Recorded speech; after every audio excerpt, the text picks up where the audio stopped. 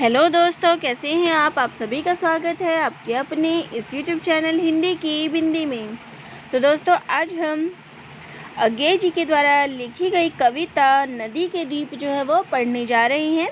तो यूपीएससी का जो सिलेबस है उसके अंतर्गत ये कविता जो है वो दी गई है। इसके अलावा ये कविता जो है अन्य परीक्षाओं के लिए भी उतनी ही महत्वपूर्ण है, तो आप इसकी व्याख्या जो है वो ज़रूर देखिए। तो अब बात करते हैं इसके काव्य संग्रह की। तो ये कविता जो है अज्ञे जी की काव्य संग्रह हरी घास पर क्षण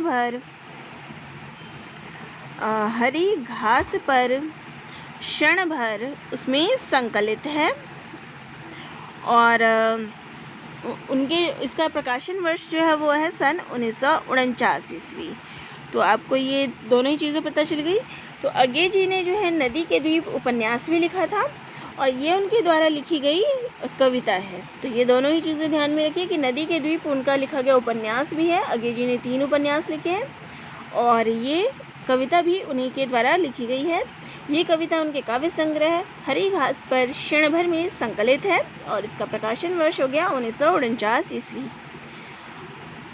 और इस कविता में कवि ने जो है नदी और द्वीप को जो है प्रतीक के माध्यम से जो है इस कविता में नदी के द्वीप यानी नदी और द्वीप को प्रतीक के रूप में लिया है।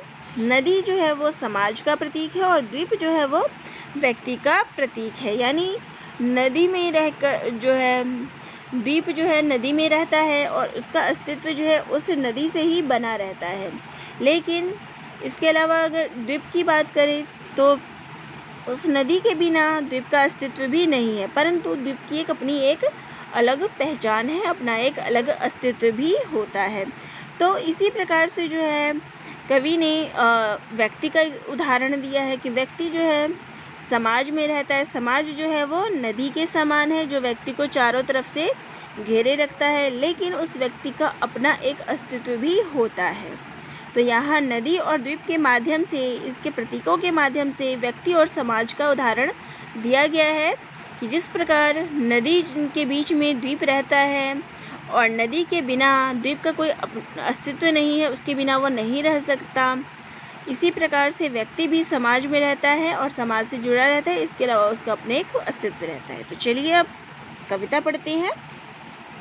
हम नदी के द्वीप हैं, हम नहीं कहते कि हमको छोड़कर स्रोत स्वनी बह जाए।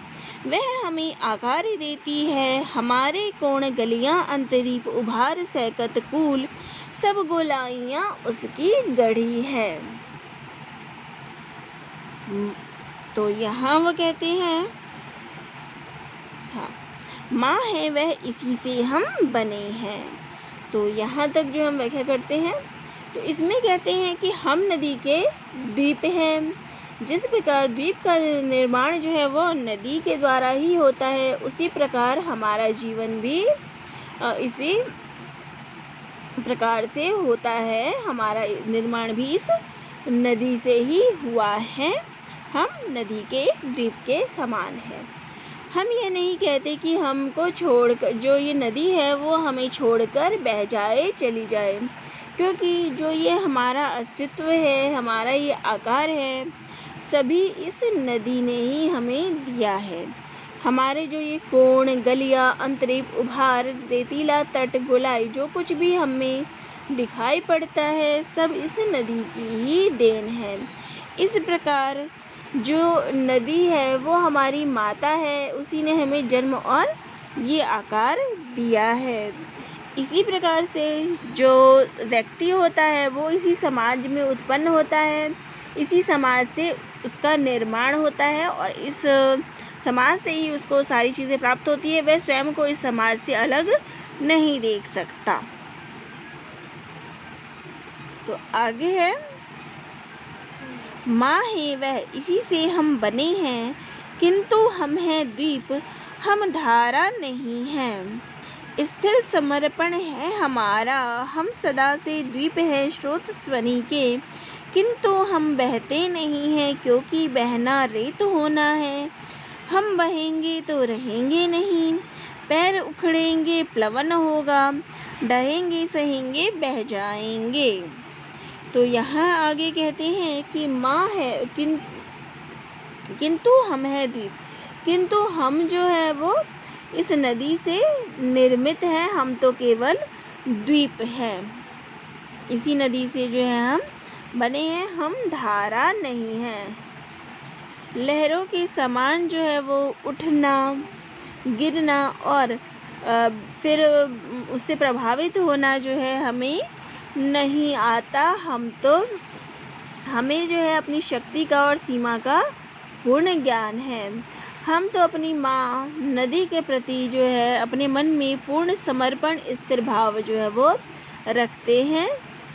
इससे हमारी आत्मीयता अविचल और अटूट है। तो हमने जो है वो प्रवाहित होना नहीं सीखा, हमने जो है वो बहना नहीं सीखा, क्योंकि हम अगर प्रभावित होंगे तो हमारा अस्तित्व ही जो है वो समाप्त हो जाएगा। हम जो है वो बहते नहीं हैं, क्योंकि बहने का अर्थ तो है वो रहित होना है, समाप्त होना है। हम अगर बहेंगे तो रहेंगे ही नहीं, पैर जो है वो उखड़ जाएंगे। तो हम जो अगर गिरेंगे हमारे पैर उखड़ेंगे, फिर प्लावन होगा, ढहेंगे, सहेंगे और बह जाएंगे।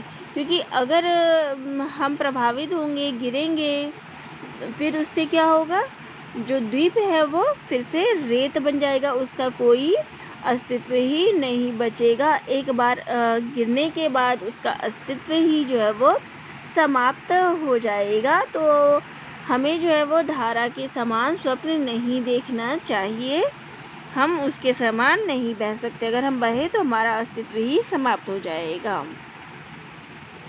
और फिर हम चूर्ण होकर भी क्या धारा बन सकते, रेत बनकर हम सलिल को तनिक गंदा ही करेंगे, अनुपयोगी ही बनाएंगे। तो आगे कहते हैं कि और अगर हम डह भी गए, चूर्ण हो गए, तो भी हम धारा के समान, अगर हमारा अस्तित्व हम समाप्त भी कर दे तो भी हम धारा के समान नहीं हो सकते, क्योंकि हम तो जो है रेत बन जाएंगे, और रेत बनकर जो है हम इस पानी को गंदा ही करेंगे और उसको अनुपयोगी बना देंगे। अतः हमारे लिए स्थिर होना ही ठीक है। व्यक्ति जो है, इसी प्रकार से व्यक्ति जो है इस समाज का ऋणी होता है, और समाज के बीच जो है उसका जो है समन्वय करना, निभाना जो है उसका कर्तव्य है। उसे भी, व्यक्ति को भी चाहिए कि वह समाज को किसी प्रकार से कलंकित, गंदा ना करे। तो इस पंक्तियों में यही भाव है कि व्यक्ति को भी समाज के प्रति समर्पित होना चाहिए, उसमें किसी प्रकार का उसके गंदगी नहीं फैलाना चाहिए। द्वीप है हम, यह नहीं है शाप, यह अपनी नियति है। हम नदी के पुत्र हैं, बैठे नदी की क्रोड में, वह बृहत भूखंड से हमको मिलाती है, और वह भूखंड अपना पितर है। तो आगे कहते हैं कि जो हम जो है वो द्वीप है, और द्वीप बनना हमारे लिए कोई अभिशाप की बात नहीं है, यह तो हमारी नियति है, हमारे भाग्य की बात है।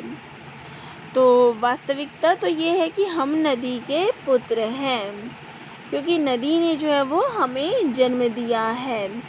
बैठे नदी की क्रोड में, और हम जो है नदी की गोद में निश्चिंत होकर बैठे रहते हैं। वह बृहद भूखंड से हमको मिलाती है, और नदी के पार जो भूखंड है वह उसका पिता है, क्योंकि भूखंड के ही अंश नदी की धार में पड़कर रेत का रूप धारण करके द्वीप के निर्माण के जो है वो मूल कारण बनते हैं, नदी बनते हैं। तो ये भूखंड जो है वो हमारे पिता के समान है, हमारा पिता है, क्योंकि इसी से हमारा निर्माण हुआ है। आगे की पंक्तियां हैं, तुम नदी तुम बहती चलो, भूखंड से जो दाय हमको मिलता रहा है, माजती संस्कार देती चलो। यदि ऐसा कभी हो तुम्हारे आह्लाद से, या दूसरों के किसी स्वेच्छाचार से, अतिचार से, तुम बढ़ो प्लावन तुम्हारा घर घराता उठे। तो यहाँ कहते हैं कि तुम जो है वो नदी, तुम जो है हमेशा इसी प्रकार से बहती चलो।